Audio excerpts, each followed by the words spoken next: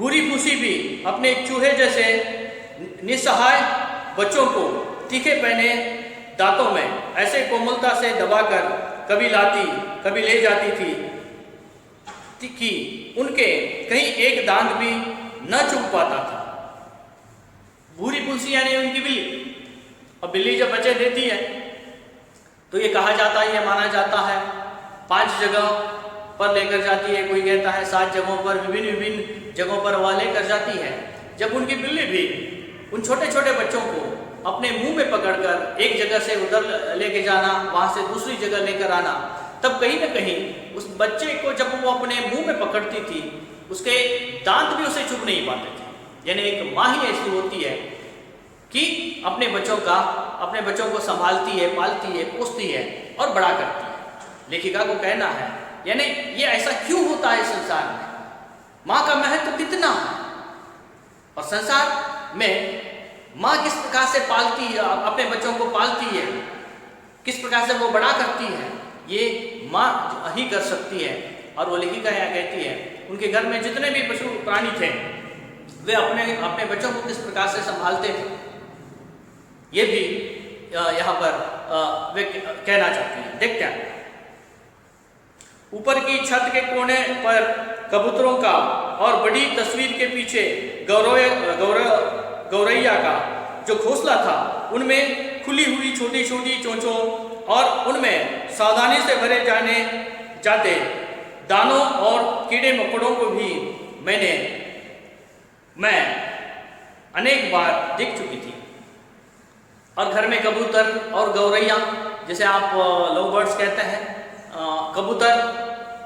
कबूतर भी पहले अंडे रखते हैं, गौरैया भी अंडे रखते हैं। अंडे रखने के बाद जब बच्चे बढ़ जाते हैं तो कहीं ना कहीं जो माँ होती है जो कबूतर होता है और अपने बच्चों को संभालने के लिए इधर से उधर से दाना लाते थे और दाना लाने के बाद वो पक्षी क्या करते हैं, सीधे अपने बच्चों के चोंच में डालते हैं, सीधे अपने बच्चों के चोंच में डालते हैं। तब कहीं ना कहीं लेखिका को ये पता चलता था ये जो माँ बाप होते हैं ये अपने बच्चों को बड़ा करने में, उनको और ऊपर आगे बढ़ने के लिए, उनके शारीरिक शरीर को स्वस्थ रखने के लिए कितनी मेहनत उनको करनी पड़ती है। और यहाँ पर लेखिका का कहना है जो गौरैया का झुंड था, छत पर जो कबूतरों का जोड़ा था, जो कपल थे, वे अपने बच्चों को किस प्रकार से खाना खिलाते हैं, दाना खिलाते हैं, यहाँ तक भी कीड़े मकोड़ों को पकड़कर लाकर उनके चोंच में डालते थे, सीधे उनके मुंह में, मुंह नहीं कहा जाएगा वहाँ पर चोंच कहा जाएगा, आपको पता चले इसलिए। आपने भी देखा होगा वो बच्चों की परवरिश किस प्रकार से करते थे, ये देखकर लेखिका को अजीब लगता था। बछिया को हटाते हुए ही रंभा कर घर भर को यह दुखद समाचार सुनाने वाली अपनी श्यामा गाय की व्याकुलता भी मुझसे छिपी न थी। और ये इतनी व्याकुलता, दुख उसने देख चुका था। एक माँ अपने बच्चों को परवरिश करने के लिए, उनको खाना खिलाने के लिए कितनी तकलीफ लेती थी। जितने भी जो कुटिया थी, बिल्ली थी और जो कबूतरों का जोड़ा था और गौरैया का जोड़ा तो, और आते हैं फिर से उड़कर चले जाते हैं, अपने बच्चों को दाना खिलाते हैं, फिर चले जाते हैं। यहाँ एक गाय का भी उदाहरण लेखिका ने दिया है। गाय का नाम था श्यामा गाय। गाय को भी उन्होंने पाला था और वहाँ पर जब गाय का बछड़ा जो है उसका दूध पीता था, दूध पीते पीते अगर वहाँ से निकाल दिया जाता था तो माँ गाय जो थी है इतने जोर से रंभा कर पूरे घर भर में बता देती है कि मेरे दूध को, मेरे बच्चे को नहीं पिला रहे, उसे छुड़ा रहे करके। यानी जो तकलीफ माँ लेती थी अपने बच्चों को बढ़ाने के लिए, अपने बच्चों को खाना खिलाने के लिए, कहीं ना कहीं वो सभी बातें लेखिका को यहाँ पर ज्ञात होते हैं, वो उसके स्मृति में आने लगते हैं। एक बच्चे कंधे से चिपकाए और एक की उंगली पकड़े हुए जो भिखारिन द्वार फिरती थी, वह भी तो बच्चों के लिए ही कुछ मांगती रहती थी। और एक चित्र यहाँ पर आपके सामने रखती है लेखिका, भिखारिन जो होती है, उसने जो स्मृति के विचारधारा में यादों में आती है, आपने भी देखा होगा, एक भिखारी जो एक बच्चा उसके बगल में है, एक बच्चा उसके हाथ लेकर भीख मांगती हुई चली जाती थी। आखिर वो भीख क्यों मांग रही है? वो माँ भीख क्यों मांग रही है? इसलिए मांग रही है ताकि वो अपने बच्चों को पाल पोस कर बड़ा करना चाहती है, अपने बच्चों के सुखद भविष्य के लिए मेहनत करना है। तो केवल माँ नामक व्यक्तित्व ही ये सभी कर सकता है, दूसरा कोई नहीं कर सकता। देखते हैं लेखिका आगे क्या कहती है। अतः मैंने निश्चय रूप से समझ लिया था कि संसार का सारा कारोबार बच्चों को खिलाने, पिलाने, सुलाने आदि के लिए ही तो रहा है, और इस महत्वपूर्ण कार्य में भूल न होने देने का काम मां नामधारी जीवों को सौंप दिया गया है। और लेखिका ये निश्चय कर चुकी थी, उसके ज्ञान में ये भर दिया, उसके ज्ञान में ये बैठ चुका था कि बच्चों को खिलाना, पिलाना, उनकी परवरिश करना, उनको बड़ा होने तक जो भी मेहनत करनी है, केवल किसको करनी है? मां नामधारी पात्रों को ही करना है, मां नामधारी व्यक्तित्व को ही करना है। क्योंकि माँ ही एक अकेली होती है जो अपने बच्चों को पाल पोस कर बड़ा करती है, उन्हें खाना खिलाती है। जितने भी हैं वो सभी काम किस पर ही अवलंबित रहते हैं? केवल माँ। अगर माँ नहीं है तो बच्चे बड़े नहीं हो सकते। हाँ जी, जितने भी मेहनत करनी है अकेले माँ को ही करनी पड़ेगी।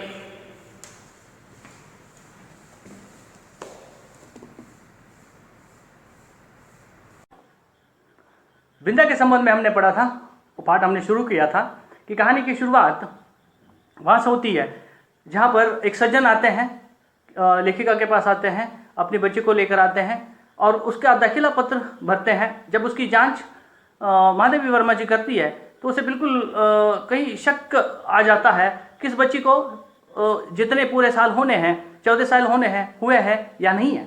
फिर उसके पिताजी से वह पूछती है कि कितने साल की बच्ची है, थोड़ा जन्म तिथि ठीक से कर दीजिएगा वरना आगे चलकर बड़ी कठिनाई आएगी। तब पिताजी का उत्तर है, गत आषाढ़ में ही इसको 14 साल पूरे हो जाते हैं। तो कहीं ना कहीं लेखिका माधवी वर्मा की विचारधारा में ये आ जाता है, आखिर ये लड़की ऐसी क्यों है? लगती तो 9 वर्ष की है, मगर 9 वर्ष की लड़कियों में जो नटखटपन होता है वो नहीं है, और 14 वर्ष की अगर है तो 14 वर्ष की लड़कियों में जो सलज्जता होती है, लजाने की बात होती है, तो वह भी नहीं है। फिर वह पूछती है, इसकी माँ के बारे में जब पूछती है तब फट से उसे उत्तर मिलता है उस लड़की के पिता से, इसकी सौतेली माँ है। और वह कहता है, आप तो जानती है कि सौतेली माँ, इतना कह देता है। तो इसका तात्पर्य यही है कि इसकी माँ नहीं है, सौतेली माँ है। सौतेली माँ के हाथों ये दबी हुई है। फिर इसको धीरे धीरे अपने स्मृति में आ जाते हैं जो 2 दशक के पहले इसके बाल्य सखी का नाम बिंदा या बिंदेश्वरी। फिर दुबली पतली सी वो लड़की थी। फिर धीरे धीरे इसको सांसारिक विचारधारा के बारे में, संसार क्या है, जीवन क्या है, मृत्यु क्या है, ये सभी विचारधारा इसको पता, लेखिका को पता नहीं था। फिर वह अपनी घर की कहानी सुनाना शुरू कर देती है और वहाँ पर एक विचारधारा आती है। इनके घर में बिल्ली थे, गौरैया थे, कबूतरों का झुंड था, गाय थी। तो इन सभी के माध्यम से वो कहना चाहती है, किसी बच्चे के पालन पोषण अगर करना है तो वो सभी पूरा दारोमदार जो है, पूरा उसका भार जो है केवल माँ नामक व्यक्तित्व पर ही निर्भर होता है। संसार में जिस किसी भी जीव को देख लीजिएगा, बच्चों को पालना पोसना, बड़ा करना, उनको खाना खिलाना, ये पूरी जिम्मेदारी माँ की होती है। माँ नामधारी पात्र पर निर्भर होता है करके लेखिका कहती है। और उसके बाद देखेंगे हम आगे कहानी किस प्रकार से बढ़ती है करके। मैं धीरे धीरे पढ़ूंगा मित्रों, आप देख लीजिएगा। और बिंदा के भी तो माँ थी जिन्हें हम पंडिताइन चाची और बिंदा नई अम्मा कहती थी। वे अपनी गोरी मोटी देह को रंगीन साड़ी से सजे कसे चारपाई पर बैठकर फूले फूले गाल और चिमटी सी नाक के दोनों ओर नीले कांच के बटन सी चमकती हुई आंखों से युक्त मोहन को तेल मलती रहती थी। उनकी विशेष कारीगरी ने संवारी पाटियों के बीच में लाल स्याही की मोटी लकीर सा सिंदूर, उनिंदी सी आंखों में काले डोरे के समान लगने वाला काजल, चमकीले वर्णफूल, गले की माला, नगदार रंग बिरंगे चूड़ियाँ और घुंघरूदार बिछुए मुझे बहुत बातें थे, क्योंकि यह सब अलंकार उन्हें गुड़िया की समानता देती थी। उस माँ के संदर्भ में कहने के बाद अब लेखिका अपने उन स्मृतियों के माध्यम से कहती है, जब वो बच्ची थी तो बिंदेश्वरी की सौतेली माँ का चित्र आपके सामने रखती है वह, और लोग उसे पंडिताइन चाची कहते थे, सब लोग उसे पंडिताइन चाची कहते थे, मगर बिंदा लेखिका की सहेली उसे नई अम्मा कहती थी। और वो नई अम्मा कैसे लगती थी? मोटी थी, गोरी थी, चपटा नाक था, छोटी छोटी आंखें थी, मोटी सी बिंदी लगाती थी, हाथ में जितने भी हैं कंगन वगैरह डालती थी, और रंगीन साड़ी पहने हुए उसके बिछुए, उसके कान की बालियाँ, उसके जेवर, उसकी माला, ये सब मिलाकर कैसे लगती थी? वो एक गुड़िया के समान लगती थी। आपने बाजार में देखा होगा वो गुड़िया जो मिलते हैं, सेम बिल्कुल उसी प्रकार से वह लगती थी। एक गुड़िया के समान वह इस लेखिका को लगती थी। देखते हैं आगे क्या लिखती है। यह सब तो ठीक था, पर उनका व्यवहार विचित्र सा जान पड़ता था। सर्दी के दिनों में जब हमें धूप निकलने पर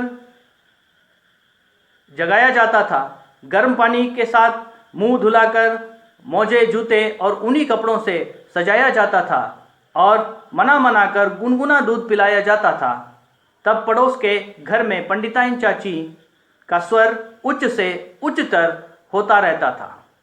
यदि उस गर्जन तर्जन का कोई अर्थ समझ में न आता तो मैं उसे श्यामा के रंभाने के समान स्नेह का प्रदर्शन भी समझ सकती थी, परंतु उसकी शब्दावली परिचित होने के कारण ही कुछ उलझन पैदा करने वाली थी। उठती है या आऊं, बैल के से दीदे क्या निकाल रही है, मोहन का दूध कब गर्म होगा, अभागी मरती भी नहीं, आदि वाक्यों में जो कठोरता की धारा बहती रहती थी, उसे मेरा अबोध मन भी जान ही लेता था। तो लेखिका उस सौतेली माँ का परिचय देती हैं और एक चित्र आपके सामने प्रस्तुत करती है। यह सब तो ठीक है, पर उनका व्यवहार विचित्र सा जान पड़ता था। सर्दी के दिन हुआ करते थे। जब सर्दी के दिन होते हैं, सभी के घरों में छोटे छोटे बच्चों को देर से उठाया जाता है। देर से उठाने के बाद उनको गर्म पानी से हाथ, पाँव, चेहरा धुलाया जाता है। सुबह उठने के बाद गर्म पानी का इस्तेमाल किया जाता है और मौजे उन्हें पहनाई जाती हैं ताकि ठंड न लगे, और बच्चों को मना कर गुनगुना दूध पिलाया जाता है। गुनगुना दूध देने गर्म दूध रहता है, उसमें बादाम पिस्ते वगैरह डालते हैं, फिर वो और भी मीठा बनता है, उसकी मिठास जो है दुगनी हो जाती है, और बच्चों को मना कर वो दूध पिया जाता है ताकि वे शक्तिशाली रहे और इस ठंड को रोकने की क्षमता उनके शरीर में मिले। यह तो सभी घर के बच्चों की बात थी, मगर जहाँ तक बिंदेश्वरी या बिंदा की बात है, उसकी माँ के व्यवहार विचित्र होते थे और उसकी माँ ज़्यादा चिल्लाती थी, उच्च से उच्चतर होती चली जाती थी। उसकी ध्वनि जो है उच्च से उच्चतर होती चली जाती थी, और इतना चिल्लाने के बाद भी लेखिका उसे समझती है श्यामा की तरह। श्यामा कौन है यहाँ पर? श्यामा उनके घर में पली हुई गाय का नाम है। वो रंभाना, जब गाय जिस प्रकार से आवाज़ निकालती है उसे रंभाना कहते हैं, और लेखिका समझ लेती थी ये भी इस प्रकार की आवाज़ होगी, इस प्रकार से भी बच्चों को प्यार किया जाता था करके। मगर उनकी भाषा में जो कठिनता थी, उनकी भाषा में कठिन शब्दों का प्रयोग जब किया जाता था, तब कहीं न कहीं लेखिका का मन भी सिहर उठता था। लेखिका के मन में भी ये विचार उठते थे, क्या इस प्रकार की भी माँ होती है? जबकि वो अपनी माँ की तरफ देखती है तो उसकी माँ उसे देर से उठाती थी। गर्म पानी का प्रयोग किया जाता था सुबह उठने के बाद। फिर उसके बाद मोजे उसे पहनाई जाती थी और ज़्यादा से ज़्यादा गर्म रखा जाता था, दूध पिलाया जाता था। वहीं इसके घर के बगल में रहने वाली बिंदा की परिस्थितियाँ इसके विपरीत हुआ करती थी। उसकी माँ का चिल्लाना, और कैसे चिल्लाती थी वो, जल्दी उड़ती है या आऊँ, बैलों की तरह दीदे क्या निकाल रही है, अभागी मरती भी नहीं है। तो ये जब शब्द होते हैं वो छोटे बच्चों को भी पता चल जाते हैं, 4 साल से लेकर 7 साल के बच्चों को भी पता चल जाते हैं। इतने कठिन से कठिनतम आवाज़ में वह बोलती थी, तो कहीं ना कहीं लेखिका को उस बचपन में ही पता चल जाता था। तो ये माँ कितनी कठिन दे, इसका हृदय कितना कठिन है। मैं भी बच्ची हूँ, वो भी बच्ची है, दोनों के बीच में लेखिका तुलना करती आगे बढ़ती है और पूरा सारा चित्र जो है हमारे आंखों के सामने आने लगता है। मित्रों, देखेंगे आगे क्या लिखती है। कभी कभी जब मैं ऊपर की छत पर जाकर उस घर की कथा समझने का प्रयास करती, तब मुझे मैली धोती लपेटे हुए बिंदा ही आंगन से चौके तक फिरकनी सी नाचती दिखाई देती थी। जब कभी कभार लेखिका के मन में ये विचारधारा उठती थी और अपने छत पर चली जाती थी, अपने छत पर चले जाने के बाद वह सोचती थी कि बिंदा क्या कर रही है, बिंदा किस प्रकार से रहती है और किस प्रकार के वो काम करती है। जब ये देखने के बाद वह जब अपने छत पर चली जाती थी तो लेखिका को उसका चित्र उसके सामने आ जाता था। कैसा चित्र? तब मुझे मैली धोती लपेटे हुए बिंदा ही आंगन से चौक तक फिरकनी सी नाचती दिखाई देती थी।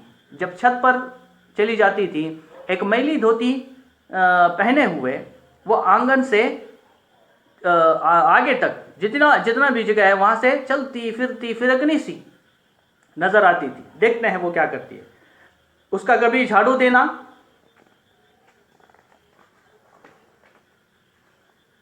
कभी आग जलाना, कभी आंगन के नल से कलसी में पानी लाना, कभी नई अम्मा को दूध का कटोरा देने जाना मुझे बाजीगर के तमाशे जैसा लगता था।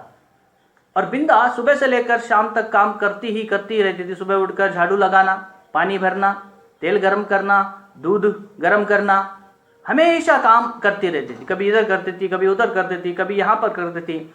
और ये सभी काम जब लेखिका अपने छत से देखती थी तो उसे बाजीगर के समान लगता था। जिस प्रकार बाजीगर आंख झपकते हुए इधर रहेगा, आंख झपकते हुए उधर रहेगा, एक काम भी करेगा, वो काम भी करेगा, तो ये सिलसिला उसे बाजीगर के समान लगता था। देखते हैं आगे। क्योंकि मेरे लिए तो ये सब कार्य असंभव से थे, पर जब उस विस्मित कर देने वाली कौतुक की उपेक्षा कर पंडिताइन चाची का कठोर स्वर गूंजने लगता था, जिसमें कभी भी पंडित जी की घुड़की का फुट भी रहता था, तब न जाने किस दुख की छाया मुझे घेरने लगती थी। और उसके बाद क्या होता है, केवल इतना ही नहीं था, उसकी माँ के कठोर शब्दों के साथ उसके पिता जो थे उनकी घुड़कियाँ भी रहती थी। यहाँ पर एक शब्द का प्रयोग किया गया है। इतना काम करने के बाद भी उसकी उपेक्षा की जाती थी।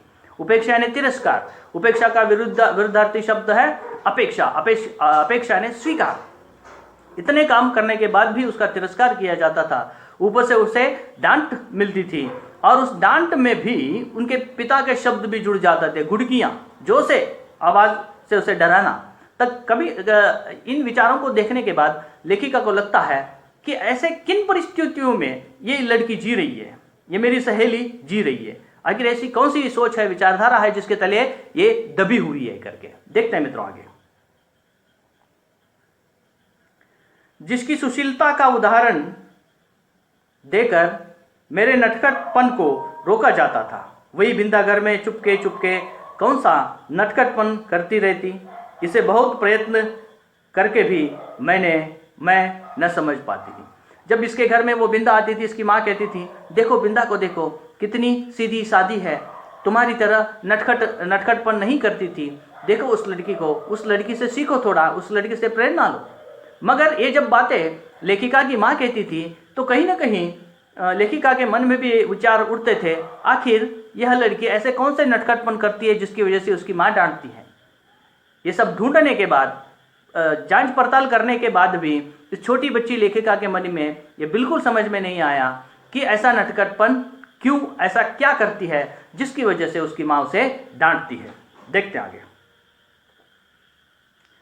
मैं एक भी काम नहीं करती थी और रात दिन ऊधम मचाती रहती, पर मुझे तो माँ ने न मर जाने की आज्ञा दी और न आंखें निकाल लेने का भय दिखाया। एक बार मैंने पूछा भी, क्या पंडिताइन चाची तुम्हारी तरह नहीं है? माँ ने मेरी बात का अर्थ कितना समझा यह तो पता नहीं। उनके संक्षिप्त है से बिंदा की समस्या का समाधान हो सका और न मेरी उलझन सुलझ पाई। और कभी कभार वो लेखिका अपनी तुलना और अपनी सहेली की तुलना जब वह करती है तो वह सोचती है कि मैं इतने सुबह से लेकर शाम तक उछल कूद करती हूँ, इधर उधर घूमती हूँ, मेरी माँ तो मुझे बिल्कुल डांटती नहीं है और कभी आंखें निकाल लेने की बात करती है, न कभी मर जाने की बात करती है। मगर ऐसी कौन सी बात है कि बिंदा की माँ किस प्रकार से क्यों उसे डांटती है? ये बच्चों की मानसिकता है, बच्चों की सोच है, बच्चों की विचारधारा है कि वो तुलना अपने साथी बच्चों से करते हैं वे कितने सुखी हैं। तब ये बातें जो हैं लेखिका को बहुत बुरे लगते थे और कभी लेखिका ने अपनी माँ से पूछा, माँ पंडिताइन चाची तुम्हारी तरह क्यों नहीं है? तब उसकी माँ ने केवल है इतना ही कहा था। ये है कहने से बिंदा की समस्या का समाधान भी नहीं हुआ और वो बिंदा क्या कर रही है, किस प्रकार ऐसे रह रही है, इसे सुलझाने की गुत्थी जो है वैसे ही रह गई। मित्रों, अगली बार फिर से मिलेंगे।